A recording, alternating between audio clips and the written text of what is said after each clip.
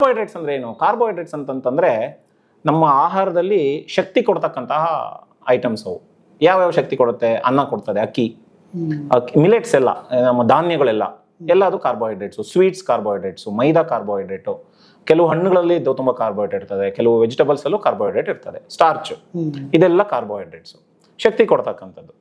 ಎರಡನೇದು proteins. Proteins are the building blocks. Proteins main structure.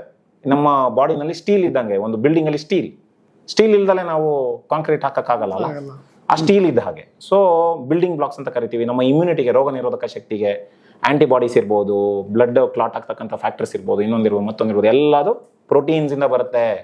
These are the essential things for our. ಇದು ನಮ್ಮ diet ಅಲ್ಲಿ ಬಹಳ deficient. Proteins ಅಲ್ಲಿ ಯಾವ್ದ್ರಲ್ಲಿ ಇರುತ್ತೆ?